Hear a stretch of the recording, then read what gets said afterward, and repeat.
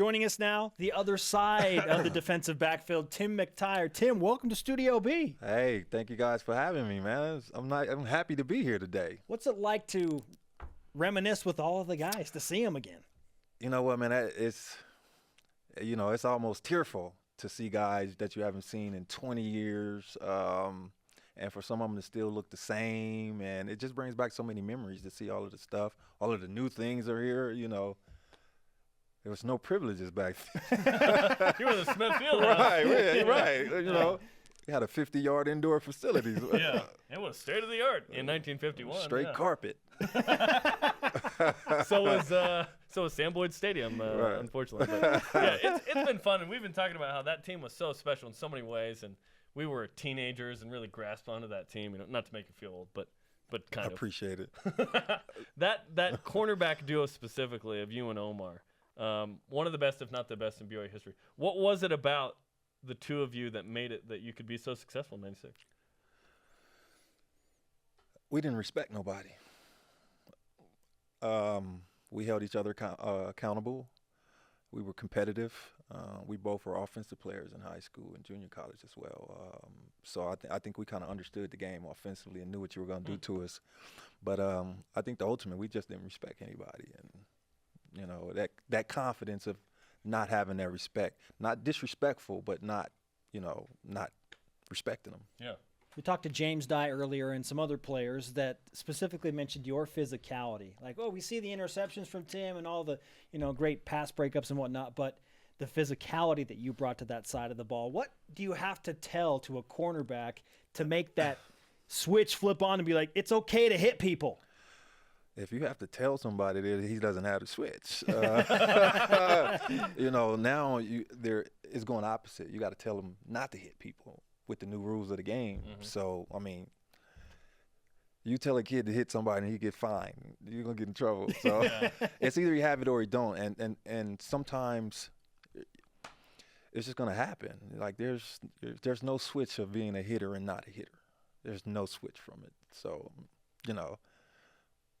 just like to hit people. Yeah, you got it in you. You got to set the tone. You got it in you. During that season, when did you realize, and maybe it was before the season, I don't know, when did you realize, hey, we're really good?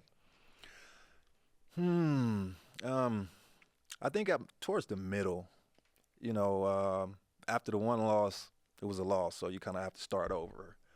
I think once we got to the middle and we was ranked 10th, like, okay, they see it. So maybe it's true. So I think which can be dangerous. Yes, which can be dangerous. It's you can set yourself up to let yourself down as well. So I think once we got ranked, then we started to believe even more. Tim McTyer with us on BYU Sports Nation, remembering the 1996 BYU football team, and there is one of those physical hits, Tim. And I missed him. I didn't get him good. I really did. That was one I missed him. Now, there's a play in the Cotton Bowl where you knock Kevin Lockett out of the back of the end zone that, in large part, saved the game. To walk us through that play, what you remember? I remember being beat. I was beat. I was actually trying to do something ahead, and there was somebody who looked open in front of me, so I kind of slowed down, thinking he was going to throw it and I was going to cheat. I wasn't going for the pick. I was just going to tee off on him real good. But then when he didn't throw it, I realized he was getting ready to throw it this way. So if you turn that back or you watch that film, you'll see the turn, and it was like, oh, man. After that, I just was hoping to push him out of bounds. So that was Kevin Lockett, an NFL receiver, by the way. Isn't his kid Tyler Lockett? Yeah, I think so. Yeah, right. Yes. Tyler Lockett of my Seattle Seahawks. Awesome. Yeah. So Kevin Lockett catches the ball. He's coming down, and you have the wherewithal to shove him out before his feet touch the ground. Like, walk us through what you're seeing in that moment. I'm seeing touchdown, game over. That's what I saw. I said if he catch that, we might lose that game. So my only thing with being late was just to push him out of bounds. I didn't think I could knock the ball out of his hands or make him, drop it or anything. So the only thing I had left was to push him out of bounds. The BYU offense, I think, averaged over 40 points a game in 1996. And while that's great and all, your defensive buddies will say, Yeah, but it was really about the defense that year.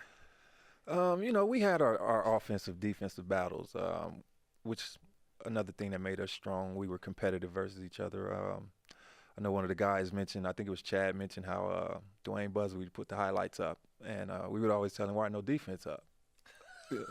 It's because BYU. That's so it's how it always is, BYU. right? So each week, that was part of the mantra. I'm going to get on there this week. So each time you see a hit, I'm on this week. So that was part of the motivation as well. Just like we saw today. You didn't see too many defensive highlights today. We saw some. We saw a lot of Shea with sacks. We saw a lot of punt returns. You saw us. But, some of the the interceptions were missed out of there, What do you credit the 14-1 season to? A lot of guys talked about the camaraderie you guys had. But straight up talent was really high as well. Yeah, we had talent, and me and Omar has this conversation all the time. It depends on what you're calling talent. You probably have talent. You don't look like it, but no. It's true. You don't look like it, but you may have talent. It's true. Is what I'm saying. I don't even know what we're talking about, Tim. So we had I'm talent. getting picked on by these two corners. Well, you started it. You started it. I have an idea of what it's like to be a receiver against you. Omar's like, oh, yeah, he's special, pointing at Spencer. And then you pick me. What am I, New Mexico's receivers or something? Keep it coming, Tim. You're the closest. That's what they look like me. Wow, no wonder you guys beat them. So I think for the most part, you got to get serious back here. Yeah. Bring it back. Way to go, Jerem. It's the talent I bring to the table. It's the talent. So we had talent, but like I said, we had confidence. Most guys will look at us and they'll see a Kaipo McGuire out there and be like, man, what? Get him out of here. And that was our strength, was what people thought of us, especially with BYU, you bunch of Mormons down there. Y'all don't know how to play no football, old guy. We would hear stuff like that all year. So, a lot of the chips on our shoulders was to prove a lot of the stuff that was going on. So, talent brought out talent. I heard KO say, if we didn't have the two tight ends, they wouldn't have been good. So, in the first game, those guys had 150 yards apiece on Texas A&M, DB. So, talent is what you think about. Do you have a favorite play from that season? From the 96 season? Not really. Not my own. There's a whole lot of plays from that season. There are a ton. The highlight film is ridiculous. I would say my interception in the Cotton Bowl. It was totally planned, down to the way it happened. We ran that play over and over again in practice, and Coach Mitchell told me to bait him up, and which would mean don't just jump in front of it because he's not going to throw it. He said sit next to him for a step or two, count, and then go. Which the quarterback could think you're going to sit in your zone with your hook curl area. He said, and then you go. And that's what I did. Step in front. Thank you very much. He said, get next to him, stand there, step, and then jump it. So next time you see it, you'll see the step. Well, we know exactly. the story now. Right. That's awesome. The Cotton Bowl was so interesting because it's in Dallas, and there's so many of those Kansas State fans there. Some BYU fans, a bunch of the missionaries, right? And there was a lot of talk, right? And Sark is looking over and roping them after, So what was it like to get that pick at the very end with Omar Morgan, and then you win?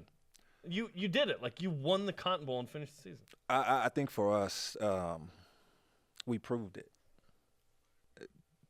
And that was the most thing that we could have done was prove ourselves with what I've said. The Mormons, you guys old guys, you're cheating, whatever. We proved it, from starting with Texas A&M. Yeah, we lost to Washington. But, to play the games we played, to get ranked, to go up to 5, to be even considered for the Cotton Bowl, knowing that we were playing ranked 5th, we're playing ranked 15th or 17th, whatever they were, it was disrespectful. So, we were almost damned if we do, damned if we don't. So we did. And, that was the final stamp of the proof. We were good. There's, you can't take it back now. They tried. They tried that game. They really tried to take that game. Yeah, mark it down. BYU football in 1996 was a really good team. We're good. 14-1, More fifth than in the that, country. even. And as much as Omar Morgan wants to tell you it's not special to sign the flag, we still want your autograph, man. There it is. Tim McTyer. The dynamic duo, man. Holy cow. What a defensive backfield that was. So good.